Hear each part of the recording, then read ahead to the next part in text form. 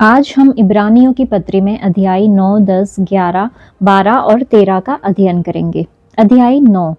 उस पहली वाचा में भी सेवा के नियम थे और ऐसा पवित्र स्थान था जो इस जगत का था, क्योंकि एक तंबू बनाया गया। पहले तंबू में दीवट और मेज और भेंट की रोटियां थी और वह पवित्र स्थान कहलाता है। दूसरा पर्दे के पीछे वह तंबू था जो परम पवित्र स्थान कहलाता है।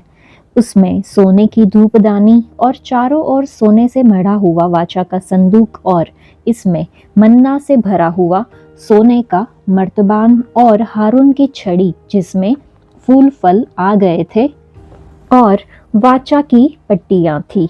उसके ऊपर दोनों तेजोमयी करूब थे जो प्रायश्चित के ढकने पर छाया किए हुए थे। इनका एक एक करके वर्णन करने का अभी अवसर नहीं है। ये वस्तुएं इस रीति से तैयार हो चुकी। उस पहले तंबू में याजक हर समय प्रवेश करके सेवा के कार्य संपन्न करते हैं, पर दूसरे में केवल महायाजक वर्ष भर में एक ही बार जाता है और बिना लहू लिए नहीं जाता, जिसे वह अपने लिए और लोगों की भूल चूक के लिए चढ़ाता है। इससे पवित्र आत्मा यही दिखाता है कि जब तक पहला तंबू खड़ा है तब तक पवित्र स्थान का मार्ग प्रकट नहीं हुआ। ये तंबू वर्तमान समय के लिए एक दृष्टांत है जिसमें ऐसी भेंट और बलिदान चढ़ाए जाते हैं जिनसे आराधना करने वालों के विवेक सिद्ध नहीं हो सकते, क्योंकि वे केवल खाने पीने की वस्तुओं और भांति भांति की स्नान विधि के आधार पर शारीरिक नियम है जो सुधार के समय तक के लिए नियुक्त किए गए हैं। परंतु जब मसीह आने वाली अच्छी अच्छी वस्तुओं का महायाजक होकर आया तो उसने और भी बड़े और सिद्ध तंबू से होकर, जो हाथ का बनाया हुआ नहीं अर्थात इस सृष्टि का नहीं और बकरों और बछड़ों के लहू के द्वारा नहीं, पर अपने ही लहू के द्वारा एक ही बार पवित्र स्थान में प्रवेश किया और अनंत छुटकारा प्राप्त किया। क्योंकि जब बकरों और बैलों का लहू और कलोर की राख का अपवित्र लोगों पर छिड़का जाना शरीर की शुद्धता के लिए उन्हें पवित्र करता है, तो मसीह का लहू जिसने अपने आप को सनातन आत्मा के द्वारा परमेश्वर के सामने निर्दोष चढ़ाया, तुम्हारे विवेक को मरे हुए कामों से क्यों न शुद्ध करेगा, ताकि तुम जीवते परमेश्वर की सेवा करो। इसी कारण वह नई वाचा का मध्यस्थ है, ताकि उसकी मृत्यु के द्वारा जो पहली वाचा के समय के अपराधों से छुटकारा पाने के लिए हुई है, बुलाए हुए लोग प्रतिज्ञा के अनुसार अनंत मिरास को प्राप्त करें। क्योंकि जहाँ वाचा बांधी गई है वहाँ वाचा बांधने वाले की मृत्यु का समझ लेना भी अवश्य है, क्योंकि ऐसी वाचा मरने पर पक्की होती है और जब तक वाचा बांधने वाला जीवित रहता है तब तक वाचा काम की नहीं होती। इसीलिए पहली वाचा भी बिना लहू के नहीं बांधी गई, क्योंकि जब मूसा सब लोगों को व्यवस्था की हर एक आज्ञा सुना चुका तो उसने बछड़ों और बकरों का लहू लेकर पानी और लाल ऊन और जूफा के साथ उस पुस्तक पर और सब लोगों पर छिड़क दिया और कहा, यह उस वाचा का लहू है जिसकी आज्ञा परमेश्वर ने तुम्हारे लिए दी है। और इसी रीति से उसने तंबू और सेवा के सारे सामान पर लहू छिड़का। सच तो यह है कि व्यवस्था के अनुसार प्रायः सब वस्तुएं लहू के द्वारा शुद्ध की जाती है और बिना लहू बहाए पापों की क्षमा नहीं। इसलिए अवश्य है कि स्वर्ग में की वस्तुओं के प्रतिरूप इन बलिदानों के द्वारा शुद्ध किए जाए, पर स्वर्ग में की वस्तुएं स्वयं इनसे उत्तम बलिदानों के द्वारा शुद्ध की जाती, क्योंकि मसीह ने उस हाथ के बनाए हुए पवित्र स्थान में, जो सच्चे पवित्र स्थान का नमूना है, प्रवेश नहीं किया, पर स्वर्ग ही में प्रवेश किया, ताकि हमारे लिए अब परमेश्वर के सामने दिखाई दे। यह नहीं कि वह अपने आप को बार बार चढ़ाए, जैसा कि महायाजक प्रति वर्ष दूसरे का लहू लिए पवित्र स्थान में प्रवेश किया करता है। नहीं तो जगत की उत्पत्ति से लेकर उसको बार बार दुख उठाना पड़ता, पर अब युग के अंत में वह एक ही बार प्रकट हुआ है ताकि अपने ही बलिदान के द्वारा पाप को दूर कर दे।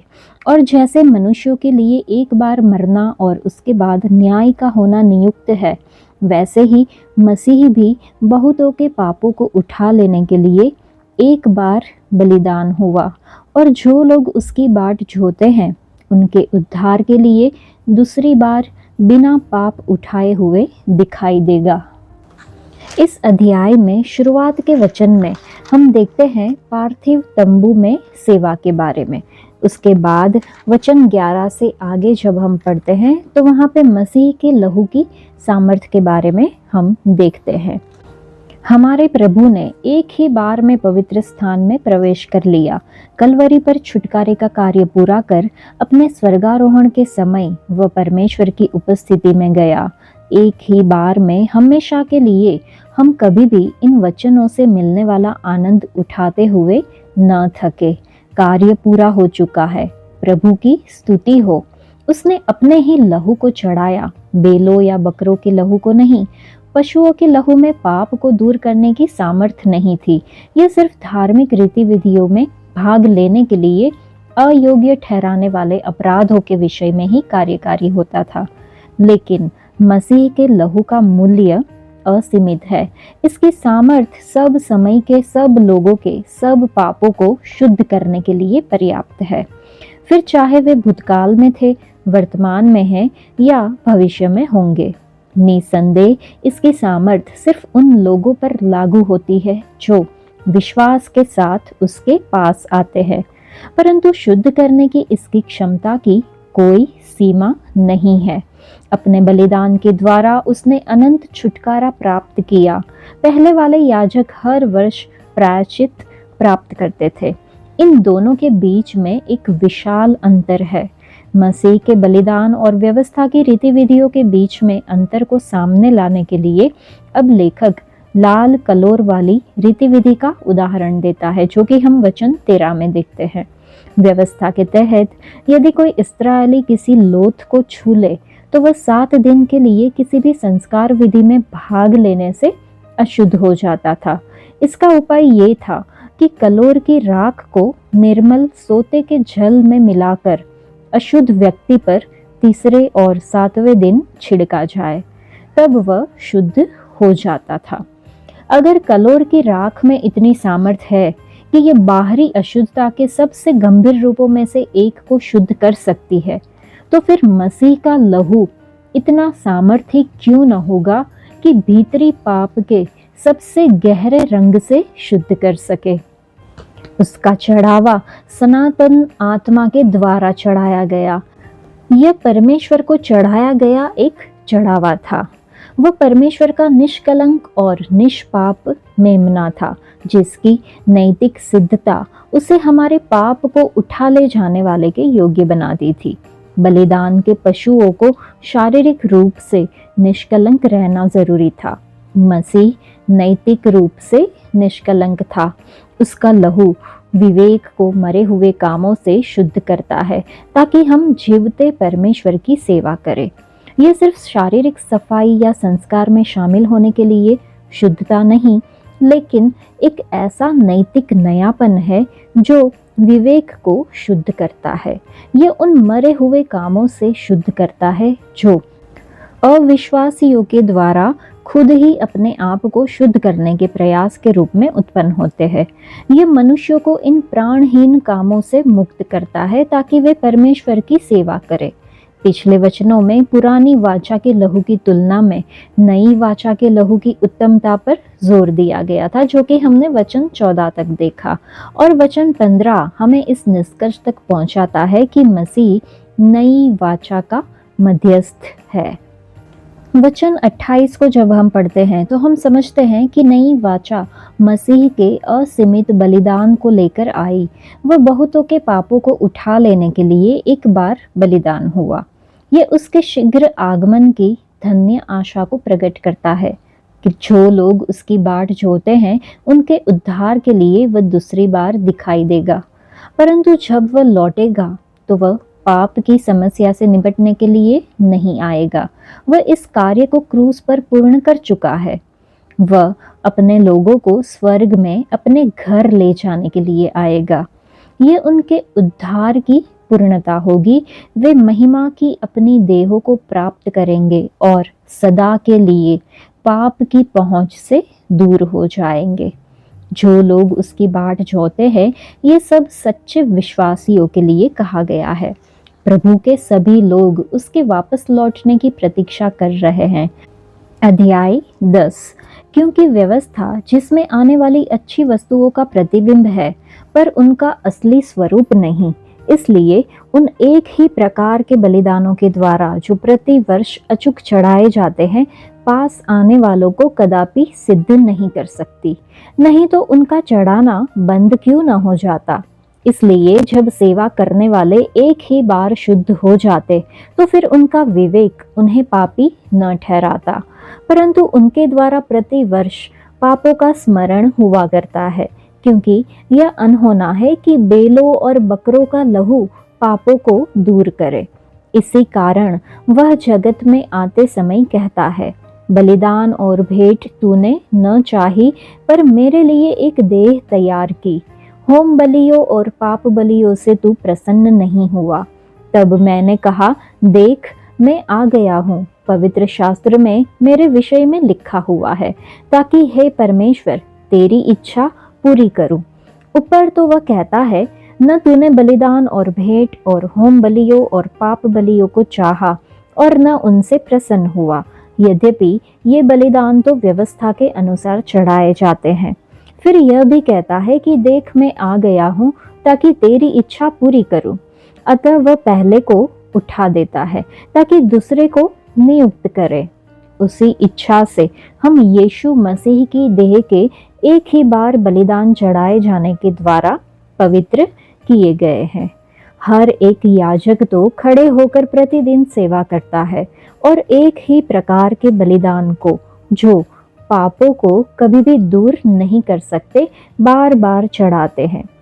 परंतु यह व्यक्ति तो पापों के बदले एक ही बलिदान सर्वदा के लिए चढ़ाकर परमेश्वर के दाहिने जा बैठा और उसी समय से इसकी बाट जो रहा है कि उसके बेरी उसके पांवों के नीचे की पीढ़ी बने, क्योंकि उसने एक ही चढ़ावे के द्वारा उन्हें जो पवित्र किए जाते हैं सर्वदा के लिए सिद्ध कर दिया है। और पवित्र आत्मा भी हमें यही गवाही देता है, क्योंकि उसने पहले कहा था, प्रभु कहता है कि जो वाचा मैं उन दिनों के बाद उनसे बांधूंगा वह यह है कि मैं अपने नियमों को उनके हृदय पर लिखूंगा और मैं उनके विवेक में डालूंगा। फिर वह यह कहता है, मैं उनके पापों को और उनके अधर्म के कामों को फिर कभी स्मरण न करूंगा। और जब इनकी क्षमा हो गई है तो फिर पाप का बलिदान नहीं रहा। इसलिए हे भाइयों, जब हमें यीशु के लहू के द्वारा उस नए और जीवते मार्ग से पवित्र स्थान में प्रवेश करने का हियाव हो गया है, जो उसने पर्दे अर्थात अपने शरीर में से होकर हमारे लिए अभिषेक किया है, और इसलिए कि हमारा ऐसा महान याजक है जो परमेश्वर के घर का अधिकारी है, तो आओ हम सच्चे मन और पूरे विश्वास के साथ और विवेक का दोष दूर करने के लिए हृदय पर छिड़काव लेकर और देह को शुद्ध जल से धुलवाकर परमेश्वर के समीप जाए। आओ हम अपनी आशा के अंगीकार को दृढ़ता से थामे रहे, क्योंकि जिसने प्रतिज्ञा की है वह सच्चा है।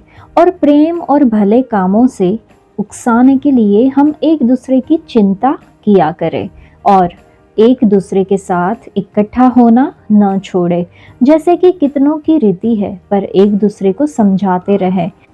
और ज्यों-ज्यों उस दिन को निकट आते देखो, त्यों-त्यों और भी अधिक यह किया करो, क्योंकि सच्चाई की पहचान प्राप्त करने के बाद यदि हम जानबूझकर पाप करते रहें, तो पापों के लिए फिर कोई बलिदान बाकी नहीं। हाँ, दंड का एक भयानक बाट जोहना और आग का ज्वलन बाकी है, जो विरोधियों को भस्म कर देगा। जब मूसा की व्यवस्था का न मानने वाला 2 या 3 जनों की गवाही पर बिना दया के मार डाला जाता है, तो सोच लो कि वह कितने और भी भारी दंड के योग्य ठहरेगा जिसने परमेश्वर के पुत्र को पांव से रौंदा और वाचा के लहू को जिसके द्वारा वह पवित्र ठहराया गया था अपवित्र जाना है और अनुग्रह के आत्मा का अपमान किया। क्योंकि हम उसे जानते हैं जिसने कहा, पलटा लेना मेरा काम है, मैं ही बदला दूंगा।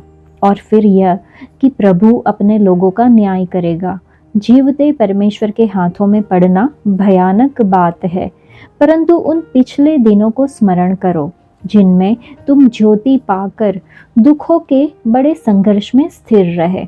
कभी कभी तो यूं कि तुम निंदा और क्लेश सहते हुए तमाशा बने, और कभी यूं कि तुम उनके साजी हुए जिनकी दुर्दशा की जाती थी, क्योंकि तुम कैदियों के दुख में भी दुखी हुए और अपनी संपत्ति भी आनंद से लूटने दी, ये जानकर कि तुम्हारे पास एक और भी उत्तम और सर्वदा ठहरने वाली संपत्ति है। इसलिए अपना हियाव न छोड़ो, क्योंकि उसका प्रतिफल बड़ा है।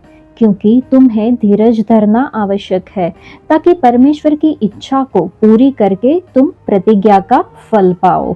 क्योंकि अब बहुत ही थोड़ा समय रह गया है, जबकि आने वाला आएगा और देर न करेगा। पर मेरा धर्मी जन विश्वास से जीवित रहेगा, और यदि वह पीछे हट जाए तो मेरा मन उससे प्रसन्न न होगा।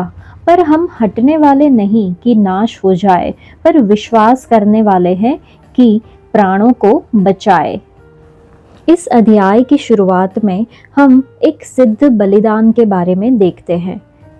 वचन 19 से आगे जब हम पढ़ते हैं तो मसीह को तुच्छ न जानने की चेतावनी भी है और परमेश्वर के करीब जाने का आह्वान भी है। जब हम वचन 20 को पढ़ते हैं तो यह मार्ग उसने पर्दे अर्थात अपने शरीर में से होकर खोला। यहाँ पे स्पष्ट रूप से यह हम सीख सकते हैं कि दो कक्षों के बीच का पर्दा हमारे प्रभु की देह का प्रतिरूप था। परमेश्वर की उपस्थिति में हमें पहुंचाने के लिए पर्दे को फटना पड़ा, अर्थात उसके शरीर को मर कर टूटना पड़ा। यह हमें इस बात की याद दिलाता है कि हम मसीह के निष्पाप जीवन के द्वारा पवित्र स्थान में प्रवेश नहीं कर सकते, परंतु हमारे बदले में उसकी मृत्यु के द्वारा ही ऐसा संभव हो सका है। सिर्फ मेमने को मिले प्राणघातक घाव के द्वारा ही ऐसा संभव हो सका। जितनी बार भी हम परमेश्वर की उपस्थिति में प्रार्थना या आराधना के द्वारा प्रवेश करते हैं, चले हम ये याद रखें कि हमें यह सुअवसर देने के लिए भारी भरकम कीमत चुकाई गई है। जब हम परमेश्वर की उपस्थिति में आते हैं तो न सिर्फ हम में बड़ा हियाव है, पर हमारा एक महान याजक भी है जो परमेश्वर के घर का अधिकारी है। यद्यपि हम याजक है तो भी हमें अपने लिए एक याजक की जरूरत है। मसीह हमारा महान याजक है और हमारे लिए उसके द्वारा की जा रही वर्तमान सेवकाई हमें आश्वस्त करती है कि परमेश्वर के सामने हमें निरंतर स्वीकार किया जाएगा। वचन 22 में है कि आओ हम समीप जाए। यह विश्वासी को मिला एक विशेष अधिकार है जिसे लहू के रूप में मोल चुकाकर खरीदा गया है। इन शब्दों के पीछे क्या ही अद्भुत बात पाई जाती है कि हमारी बात के सुने जाने के लिए हमें इस संसार की महान हस्तियों के द्वारा नहीं, लेकिन विश्व के प्रभु के द्वारा आमंत्रित किया जाता है। हम इस आमंत्रण को कितना महत्व देते हैं, यह हमारे द्वारा इसे दिए जाने वाले प्रत्युत्तर के भाव में दिखाई देता है। सिंहासन के सामने प्रवेश करने के लिए हमें किस तरह से अपने आप को आत्मिक रूप से तैयार करना है, इसके लिए 4 बातें हैं। एक तो सच्चे मन के साथ। इस्राएल के लोग परमेश्वर के समीप मुंह और होठों से आदर करते हुए जाते थे, लेकिन उनका हृदय अक्सर उससे दूर रहता था। हमारी पहुंच में पूरी तरह से सच्चाई होनी चाहिए। दूसरा, पूरे विश्वास के साथ। हम परमेश्वर की प्रतिज्ञाओं पर पूर्ण भरोसा रखकर और इस दृढ़ निश्चय के साथ उनके समीप जाते हैं कि उसकी उपस्थिति में अनुग्रह पूर्वक हमें स्वीकार किया जाएगा। तीसरा, विवेक का दोष दूर करने के लिए हृदय पर छिड़काव लेकर। यह सिर्फ नया जन्म लेने के द्वारा संभव है। जब हम मसीह पर भरोसा रखते हैं तब हम उसके लहू के मूल्य को अपना लेते हैं। प्रतीकात्मक भाषा में हम अपने हृदय पर इसका छिड़काव ठीक इस तरह से करते हैं जिस तरह से इस्राएलियों ने अपने दरवाजों पर फसह के मेमने के लहू को छिड़का था। यह हमें एक दोषी विवेक से छुटकारा देता है। और चौथी बात कि देह को शुद्ध जल से धुलवाकर, यह भी एक सांकेतिक भाषा है। देह हमारे जीवनों को दर्शाती है। शुद्ध जल या पवित्र आत्मा द्वारा वचन का प्रयोग करते हुए हमारे जीवनों को प्रतिदिन की अशुद्धता से शुद्ध किए जाने को कहा गया है। हम एक ही बार में पाप के दोष से मसीह की मृत्यु के द्वारा शुद्ध हो जाते हैं, लेकिन पाप की अशुद्धता से बार बार आत्मा के द्वारा वचन के माध्यम से शुद्ध किए जाते हैं। इस तरह से हम परमेश्वर की उपस्थिति में जाने के लिए आवश्यक 4 अनिवार्यताओं को सारांश में सच्चाई, पूरा विश्वास, उद्धार और पवित्र किया जाना कह सकते हैं। अध्याय 11। अब विश्वास आशा की हुई वस्तुओं का निश्चय और अनदेखी वस्तुओं का प्रमाण है, क्योंकि इसी के विषय में प्राचीनों की अच्छी गवाही दी गई। विश्वास ही से हम जान जाते हैं कि सारी सृष्टि की रचना परमेश्वर के वचन के द्वारा हुई है, पर यह नहीं कि जो कुछ देखने में आता है वह देखी हुई वस्तुओं से बना हो। विश्वास ही से हाबिल ने कैन से उत्तम बलिदान परमेश्वर के लिए चढ़ाया और उसी के द्वारा उसके धर्मी होने की गवाही भी दी गई, क्योंकि परमेश्वर ने उसकी भेंटों के विषय में गवाही दी और उसी के द्वारा वह मरने पर भी अब तक बातें करता है। विश्वास ही से हनोक उठा लिया गया कि मृत्यु को न देखे और उसका पता नहीं मिला, क्योंकि परमेश्वर ने उसे उठा लिया था। और उसके उठाए जाने से पहले उसकी यह गवाही दी गई थी कि उसने परमेश्वर को प्रसन्न किया है, और विश्वास बिना उसे प्रसन्न करना अनहोना है, क्योंकि परमेश्वर के पास आने वाले को विश्वास करना चाहिए कि वह है और अपने खोजने वाले को प्रतिफल देता है। विश्वास ही से नूह ने उन बातों के विषय में जो उस समय दिखाई न पड़ती थी चेतावनी पाकर भक्ति के साथ अपने घराने के बचाव के लिए जहाज बनाया, और उसके द्वारा उसने संसार को दोषी ठहराया और उस धर्म का वारिस हुआ जो विश्वास से होता है।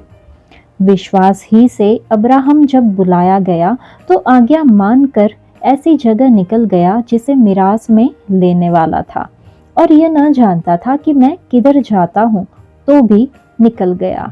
विश्वास ही से उसने प्रतिज्ञा किए हुए देश में, पराये देश में परदेशी के समान रहकर इसहाक और याकूब समेत जो उसके साथ उसी प्रतिज्ञा के वारिस थे तंबुओं में वास किया, क्योंकि वह उस स्थिर नींव वाले नगर की बाट जो रहा था जिसका रचने वाला और बनाने वाला परमेश्वर है। विश्वास से सारा ने आप बूढ़ी होने पर भी गर्भ धारण करने की सामर्थ पाई, क्योंकि उसने प्रतिज्ञा करने वाले को सच्चा जाना था। इस कारण एक ही जन से जो मरा हुआ सा था, आकाश के तारों और समुद्र के तीर के बालू के समान अनगिनत वंश उत्पन्न हुए। ये सब विश्वास ही की दशा में मरे, और उन्होंने प्रतिज्ञा की हुई वस्तुएं नहीं पाई, पर उन्हें दूर से देखकर आनंदित हुए और मान लिया कि हम पृथ्वी पर परदेशी और बाहरी है। जो ऐसी बातें कहते हैं वे प्रकट करते हैं कि स्वदेश की खोज में है, और जिस देश से वे निकल आए थे यदि उसकी सुधि करते तो उन्हें लौट जाने का अवसर था, पर वे एक उत्तम अर्थात स्वर्गीय देश के अभिलाषी है।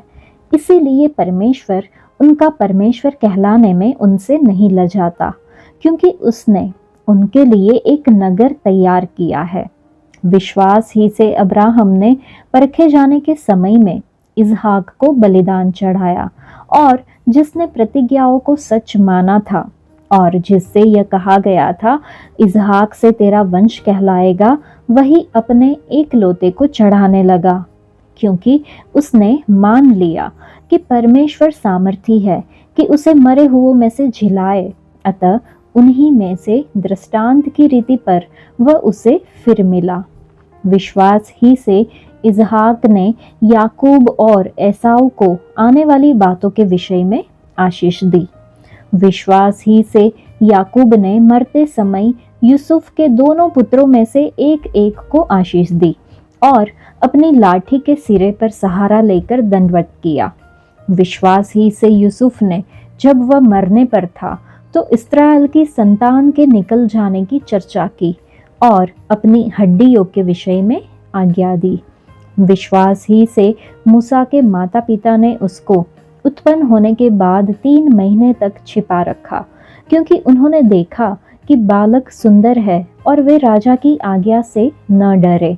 विश्वास ही से मूसा ने सयाना होकर फिरौन की बेटी का पुत्र कहलाने से इनकार किया, इसलिए कि उसे पाप में थोड़े दिन के सुख भोगने से परमेश्वर के लोगों के साथ दुख भोगना अधिक उत्तम लगा।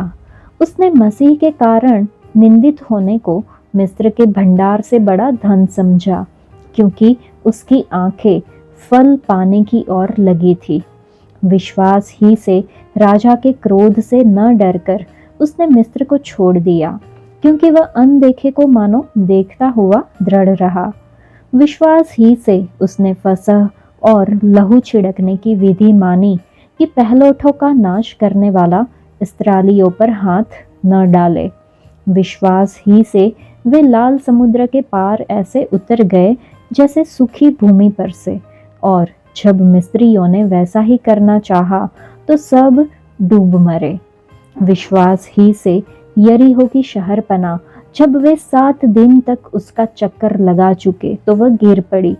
विश्वास ही से राहाब वेश्या आज्ञा न मानने वालों के साथ नष्ट नहीं हुई, इसलिए कि उसने भेदियों को कुशल से रखा था। अब और क्या कहूँ, क्योंकि समय नहीं रहा कि गिदोन का और बाराक और शिमशोन का और यिफ्तह का और दाऊद और शमूएल का और भविष्यद्वक्ताओं का वर्णन करूं। इन्होंने विश्वास ही के द्वारा राज्य जीते, धर्म के काम किए, प्रतिज्ञा की हुई वस्तुएं प्राप्त की, सिंहों के मुंह बंद किए, आग की ज्वाला को ठंडा किया, तलवार की धार से बच निकले, निर्बलता में बलवंत हुए, लड़ाई में वीर निकले, विदेशियों की फौजों को मार भगाया, स्त्रियों ने अपने मरे हुओं को फिर जीवित पाया, कितने तो मार खाते खाते मर गए और छुटकारा न चाहा, इसलिए कि उत्तम पुनरुत्थान के भागी हो। कई एक ठट्ठों में उड़ाए जाने और कोड़े खाने वरन बांधे जाने और कैद में पड़ने के द्वारा परखे गए, पथराव किए गए, आरे से चीरे गए, उनकी परीक्षा की गई, तलवार से मारे गए, वे कंगाली में और क्लेश में और दुख भोगते हुए, भेड़ों और बकरियों की खाले ओढ़े हुए, इधर उधर मारे मारे फिरे, और जंगलों और पहाड़ों और गुफाओं में और पृथ्वी की दरारों में भटकते फिरे। संसार उनके योग्य न था। विश्वास ही के द्वारा इन सब के विषय में अच्छी गवाही दी गई, तो भी उन्हें प्रतिज्ञा की हुई वस्तु न मिली, क्योंकि परमेश्वर ने हमारे लिए पहले से एक उत्तम बात ठहराई कि वे हमारे बिना सिद्धता को न पहुँचे। इस पूरे अध्याय में हम विश्वास करने वाले लोगों के उदाहरण को देखते हैं। इस अध्याय की शुरुआत में हम देखते हैं कि विश्वास क्या है। विश्वास वह भरोसा है जो हम उन चीज़ों पर रखते हैं जिनकी हमें उम्मीद है, और उन बातों का यकीन है जो नहीं दिखाई देती। परमेश्वर का स्वभाव का मतलब है यह मानना कि परमेश्वर है और वह उन्हें इनाम देते हैं जो उसे सच्चे मन से खोजते हैं। सृष्टि के बारे में अगर हम देखें तो विश्वास से हम समझते हैं कि संसार परमेश्वर के वचन से बनाया गया था, उन चीज़ों से जो नहीं दिखाई देती थी। विश्वास के उदाहरण के बारे में हमने देखा, हाबिल विश्वास से उसने बेहतर बलिदान चढ़ाया। हनोक, विश्वास से उसने परमेश्वर को प्रसन्न किया और बिना मरे स्वर्ग में उठा लिया गया। नूह, विश्वास से उसने जहाज बनाया और अपने परिवार को जल प्रलय से बचाया। अब्राहम, विश्वास ने उसे अपना घर छोड़ा, परदेशी की तरह रहा और इसहाक को चढ़ाने को तैयार हो गया, परमेश्वर के वादे पर भरोसा करते हुए। सारा के बारे में देखा कि विश्वास से उसने परमेश्वर के वादे पर यकीन करके संतान पाई। मूसा के बारे में हमने देखा कि विश्वास से उसने परमेश्वर के लोगों के साथ दुख उठाना चुना, मिस्र की दौलत को ठुकरा दिया और इस्राएलियों को लाल समुद्र के पार ले गया।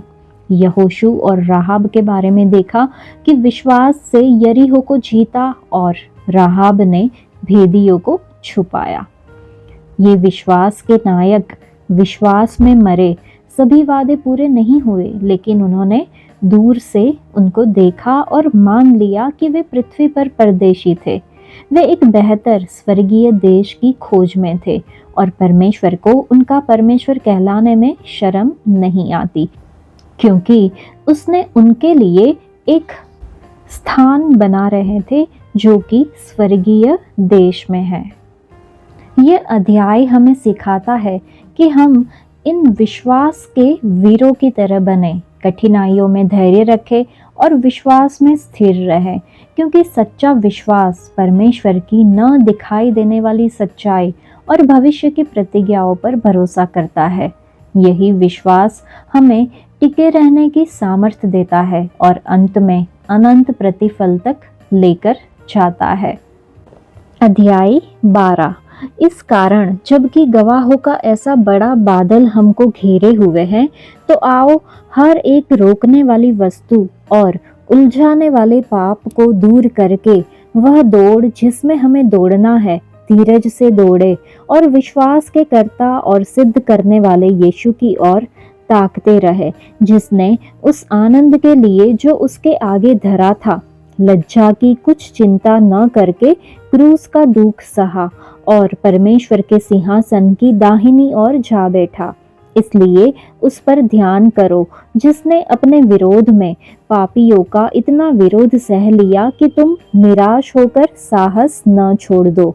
तुमने पाप से लड़ते हुए उससे ऐसी मुठभेड़ नहीं की कि तुम्हारा लहू बहा हो, और तुम उस उपदेश को जो तुमको पुत्रों के समान दिया जाता है भूल गए हो। हे मेरे पुत्र, प्रभु की ताड़ना को हल्की बात न जान, और जब वह तुझे घुड़के तो साहस न छोड़, क्योंकि प्रभु जिससे प्रेम करता है उसकी ताड़ना भी करता है, और जिसे पुत्र बना लेता है उसको कोड़े भी लगाता है।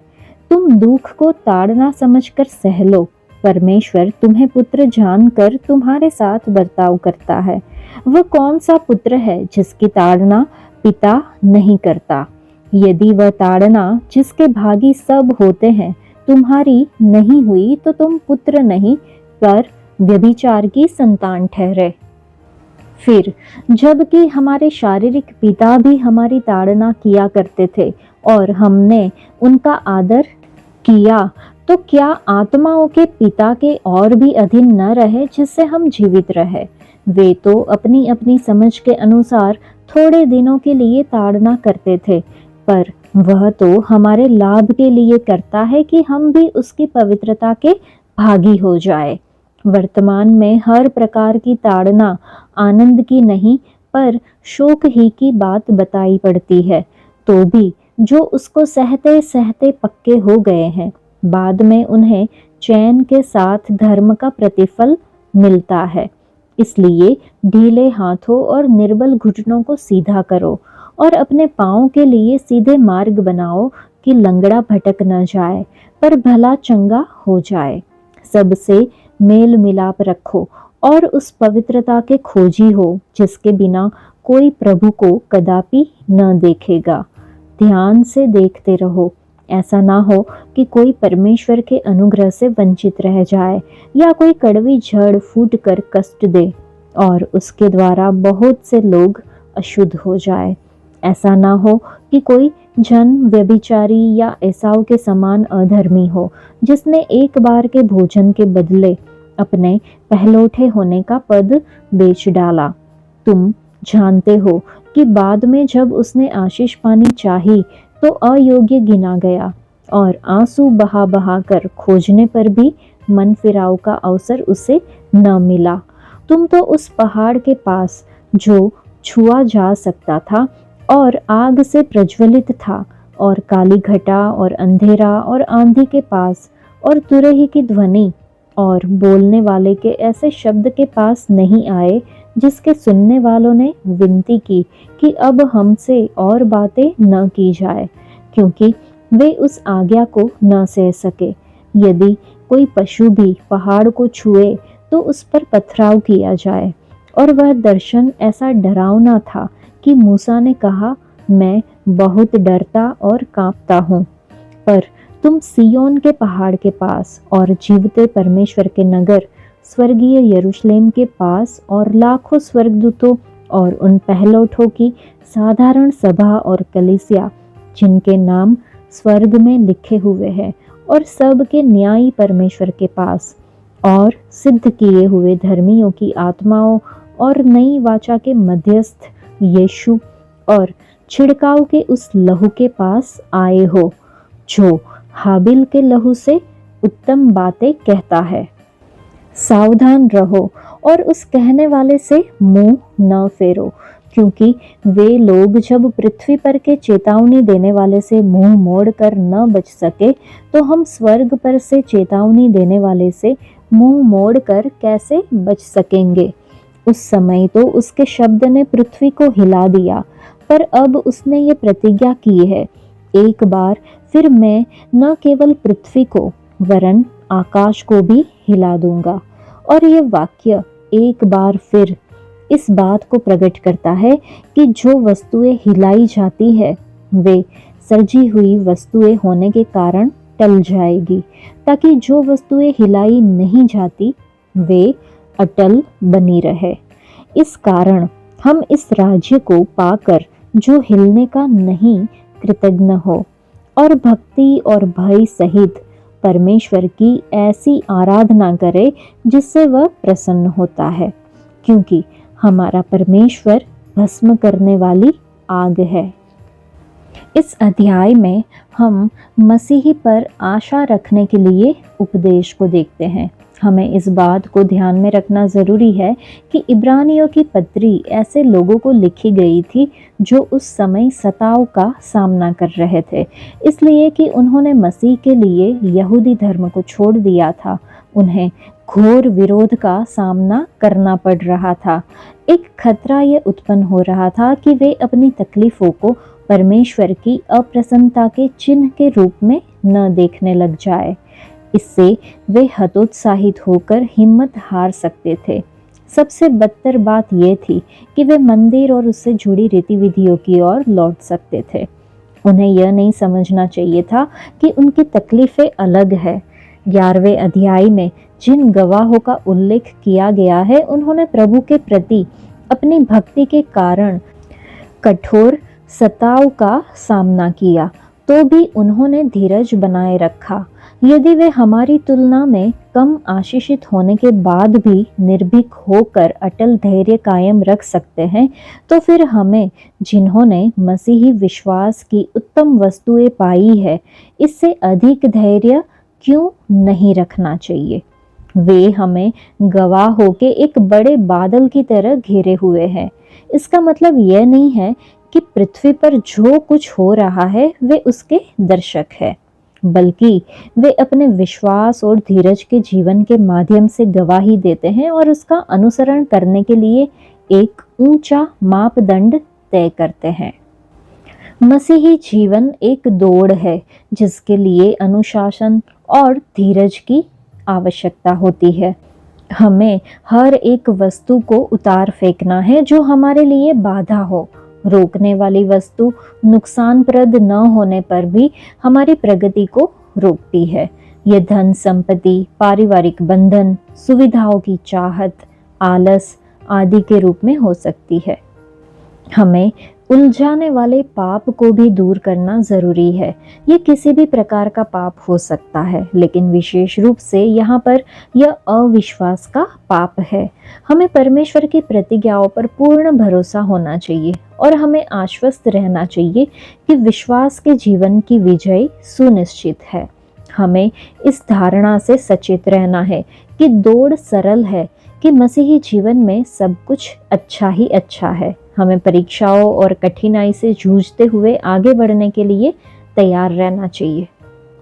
दौड़ के दौरान पूरे समय हमें किसी भी दूसरी वस्तु की ओर दृष्टि लगाने से बचना और सबसे आगे दौड़ने वाले यीशु की ओर ताकते रहना जरूरी है। वह हमारे विश्वास का कर्ता या उसे आरंभ करने वाला है, मतलब उसने हमारे सामने एकमात्र सिद्ध उदाहरण रखा है कि विश्वास का जीवन कैसा होना चाहिए। वह हमारे विश्वास को सिद्ध करने वाला भी है। उसने न सिर्फ दौड़ को आरंभ किया है, परंतु इसे विजयी होकर पूरा भी हुआ। उसके लिए दौड़ का मैदान स्वर्ग से आरंभ होकर बेथलहम, उसके बाद आगे गतसमनी और कलवरी, फिर कब्र से बाहर और वापस स्वर्ग में खत्म होता है। इस दौड़ में वह कभी भी न लड़खड़ाया और न पीछे देखा।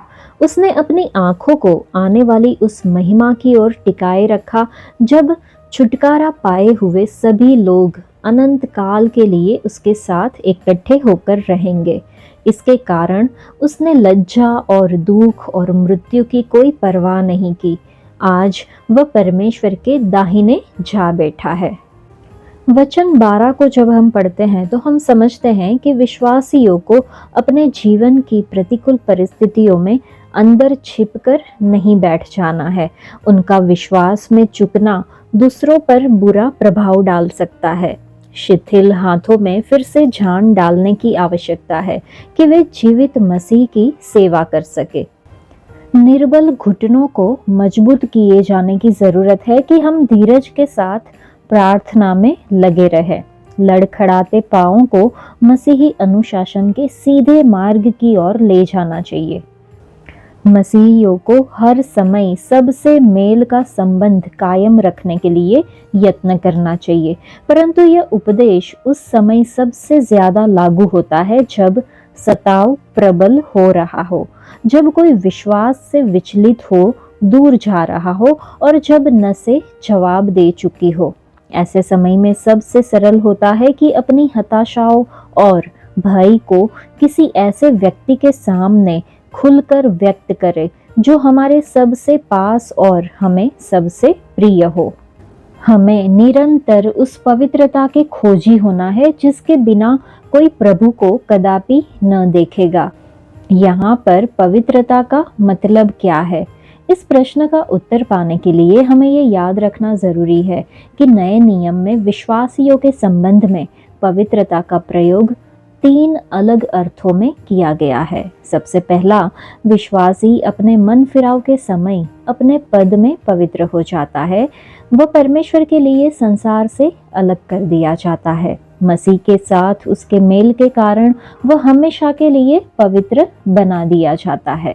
मार्टिन लूथर ने भी यही कहा था कि मेरी पवित्रता स्वर्ग में है।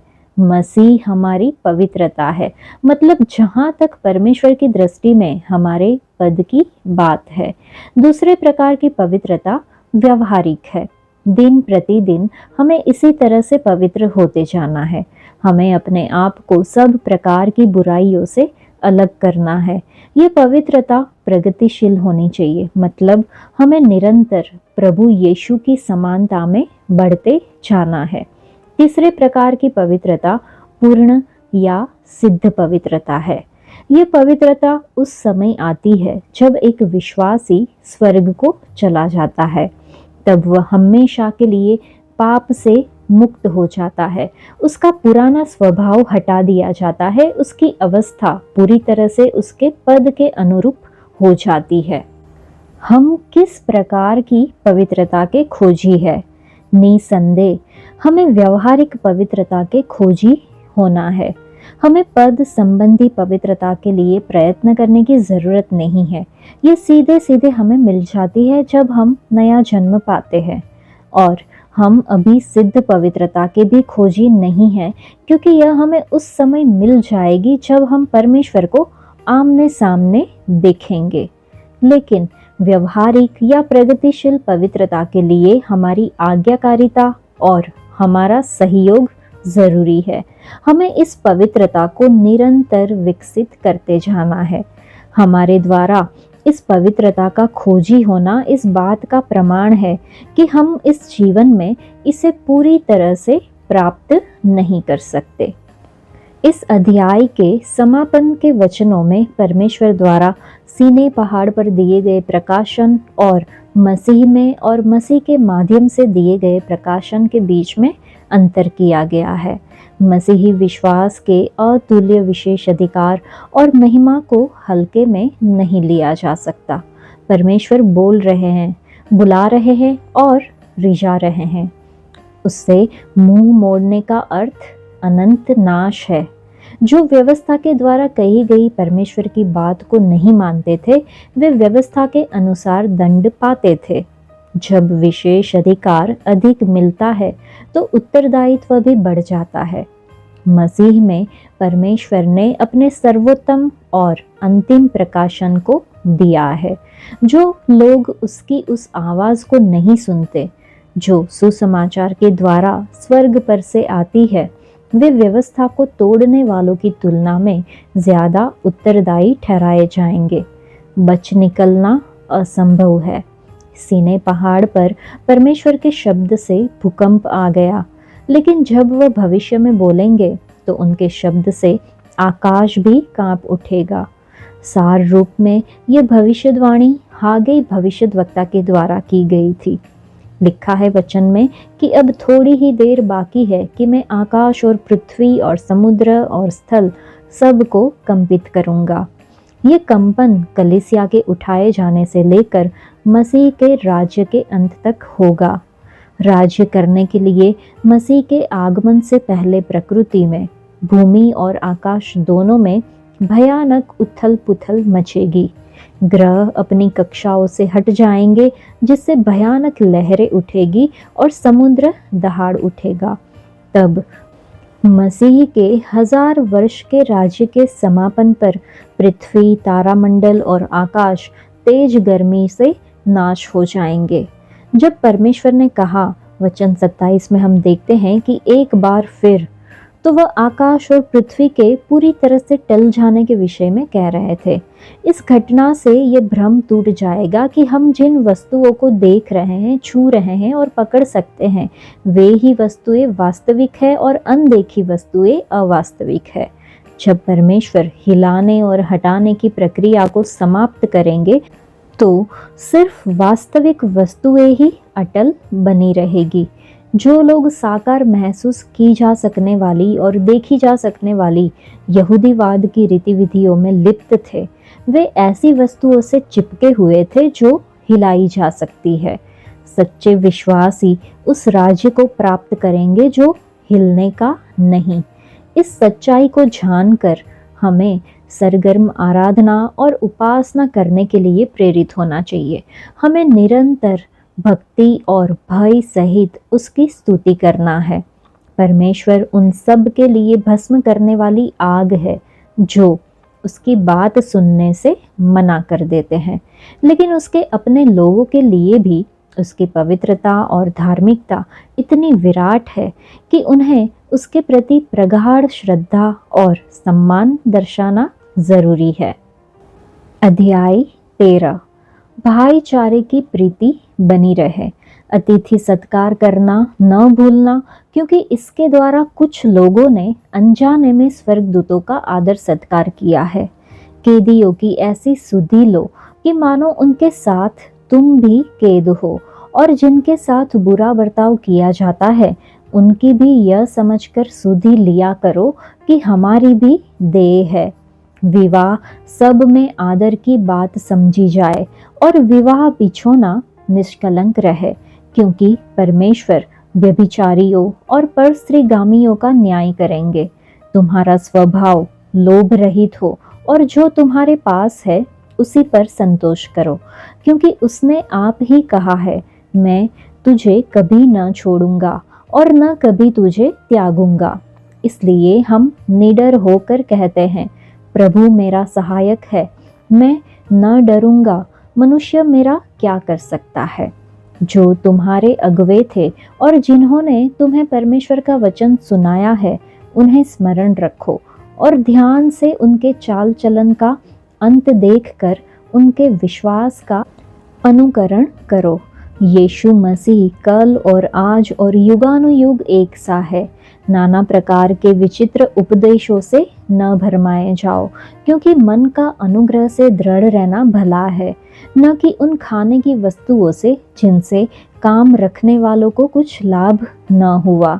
हमारी एक ऐसी वेदी है जिस पर से खाने का अधिकार उन लोगों को नहीं जो तंबू की सेवा करते हैं, क्योंकि जिन पशुओं का लहू महायाजक पाप बलि के लिए पवित्र स्थान में ले जाता है, उनकी देह छावनी के बाहर जलाई जाती है। इसी कारण यीशु ने भी लोगों को अपने ही लहू के द्वारा पवित्र करने के लिए फाटक के बाहर दुख उठाया। इसलिए आओ, उसकी निंदा अपने ऊपर लिए हुए छावनी के बाहर उसके पास निकल चले, क्योंकि यहाँ हमारा कोई स्थायी नगर नहीं, वरन हम एक आने वाले नगर की खोज में हैं। इसलिए हम उसके द्वारा स्तुति रूपी बलिदान अर्थात उन होठों का फल जो उसके नाम का अंगीकार करते हैं, परमेश्वर को सर्वदा चढ़ाया करें। भलाई करना और उदारता दिखाना न भूलो, क्योंकि परमेश्वर ऐसे बलिदानों से प्रसन्न होता है। अपने अगुवों की आज्ञा मानो और उनके अधीन रहो, क्योंकि वे उनके समान तुम्हारे प्राणों के लिए जागते रहते हैं, जिन्हें लेखा देना पड़ेगा। वे यह काम आनंद से करें, न कि ठंडी सांस लेकर, क्योंकि इस दशा में तुम्हें कुछ लाभ नहीं। हमारे लिए प्रार्थना करते रहो, क्योंकि हमें भरोसा है कि हमारा विवेक शुद्ध है और हम सब बातों में अच्छी चाल चलना चाहते हैं। प्रार्थना करने के लिए मैं तुम्हें और भी समझाता हूँ कि मैं शीघ्र तुम्हारे पास फिर आ सकूँ। अब शांतिदाता परमेश्वर, जो हमारे प्रभु यीशु को, जो भेड़ों का महान रखवाला है, सनातन वाचा के लहू के गुण से मरे हुओं में से जिलाकर ले आया, तुम्हें हर एक भली बात में सिद्ध करे, जिससे तुम उसकी इच्छा पूरी करो और जो कुछ उसको भाता है उसे यीशु मसीह के द्वारा हम में उत्पन्न करे। उसी की महिमा युगानुयुग होती रहे। आमीन। हे भाइयों, मैं तुमसे विनती करता हूँ कि इस उपदेश की बातों को सह लो, क्योंकि मैंने तुम्हें बहुत संक्षेप में लिखा है। तुम्हें यह ज्ञात हो कि तीमुथियुस हमारा भाई छूट गया है, और यदि वह शीघ्र आ गया तो मैं उसके साथ तुमसे भेंट करूंगा। अपने सब अगुवों और सब पवित्र लोगों को नमस्कार कहो। इटली वाले तुम्हें नमस्कार कहते हैं। तुम सब पर अनुग्रह होता रहे। आमीन। इस अध्याय के पहले 17 वचन में हम मसीही अनुग्रह के विभिन्न रूपों पर उपदेश देखते हैं, और वचन 18 से 25 में हम समापन आशीष वचन को देखते हैं। इब्रानियों की पत्री के इस व्यवहारिक खंड में मसीही अनुग्रह के विभिन्न रूपों के 6 ऐसे उपदेश दिए गए हैं जिन्हें हमें अपने भीतर विकसित करना है। पहला रूप एक दूसरे के प्रति प्रीति है। सभी सच्चे मसीहियों के प्रति पारिवारिक संबंध की एक भावना रखनी चाहिए, और इस कौटुंबिक संबंध का सम्मान प्रेम पूर्ण वचनों और कार्यों के द्वारा करना चाहिए। पाठकों से यह आग्रह किया गया है कि वे परदेशियों की पहुनाई करें।